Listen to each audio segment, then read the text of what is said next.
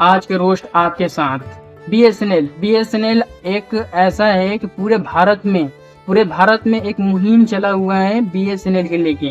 BSNL ऐसा एक SIM है जो कि पहले सर्विस तो बढ़िया नहीं होती थी, लेकिन आज की डेट में देख तो हर कोई बीएसएनएल के बारे में बात कर रहा है। क्यों बात कर रहा है? क्योंकि ये देखो, प्राइवेट जितनी भी कंपनियां थी वो सारे का रिचार्ज महंगा हो चुका है। सारे का जितना भी इंटरनेट रिचार्ज हो, इनकमिंग रिचार्ज हो, जियो हो चाहे ये आपका एयरटेल हो चाहे या बीआई हो, जिन सारे का रिचार्ज महंगा हो चुका है। इसको लेकर बीएसएनएल हो सकता है तो अब ट्रेंड में आएगा, क्योंकि एक और न्यूज मेरे को मिला है कि हो सकता है तो अब इसको टाटा चलाएगी। बीएसएनएल को हैंडल करेगी टाटा, और टाटा हो सकता है तो बहुत बड़े नेटवर्क के साथ एक ऐलान हो चुका है कि 10,000 पूरे इंडिया में, पूरे भारत में 10,000 नेटवर्क लगने वाले हैं बीएसएनएल का। और बीएसएनएल हो सकता है इस टाइम अगर वो बढ़िया नेटवर्क के साथ बढ़िया सर्विस के साथ लॉन्च हो जाए तो इन प्राइवेट कंपनियों का नामो निशान मिट सकता है। और देखा जाए तो अब धीरे धीरे कस्टमर भी जियो, एयरटेल और आपका बीआई, इनके कस्टमर धीरे धीरे बीएसएनएल के तरफ कन्वर्ट होने लगे हैं। और जिस तरीके से कन्वर्ट हो रहे हैं तो हो सकता है कि कहीं ना कहीं इन कंपनियों को घाटा हो रहा है। और प्लस में इनको ये पछतावा है कि जिस तरीके से ये रेट बढ़ा है उस तरीके से इन लोगों को पछतावा भी होने लगा है कि रेट बढ़ा के इन्होंने अच्छा किया कि गलत किया। और मतलब कि जनता इतना तो बेवकूफ़ तो है नहीं कि आप उनको बेवकूफ़ बनाते जाओगे, हर प्रतिदिन रेट बढ़ाते जाओगे और बेवकूफ़ ये बनते जाएंगे।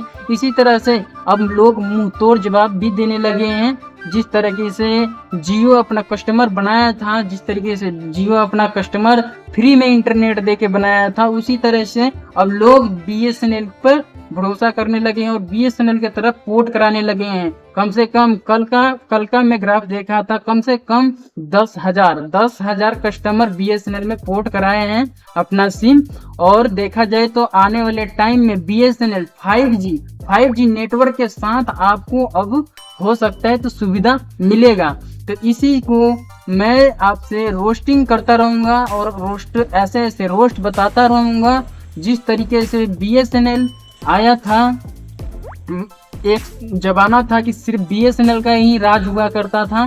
आज की डेट में देखा जाओ तो बड़ी बड़ी कंपनी जो है कि आज सारे भारत मतलब पूरे भारत पे अपनी दबदबा बनाई रखी है। तो दबदबा अब हो सकता है कि ट्रोल होने लगा है और हो सकता है इन प्राइवेट कंपनियों का बाइकआउट भी हो सकता है। अगर मान के चलो कि गरीब बंदा अगर उतना अगर रिचार्ज नहीं करवा पाएगा तो क्या फायदा।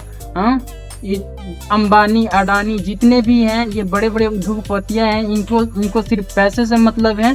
तो इस तरीके से देखा जाए तो सरकारी सिम का ग्राफ बहुत ज़्यादा बढ़ रहा है और कस्टमर वहाँ पे सबसे ज़्यादा विजिट कर रहे हैं और सबसे ज़्यादा कस्टमर वहाँ पे जा रहे हैं। तो इस तरीके से आप बाइकआउट करोगे तभी जाके कुछ होगा, बाइकआउट का ट्रेंड चलाओगे तभी कुछ होगा। जिस तरीके से बॉलीवुड का बाइकआउट ट्रेंड चला था उस तरीके से इस सिम महंगाई पे बाइकआउट करोगे तभी जाके कुछ होगा।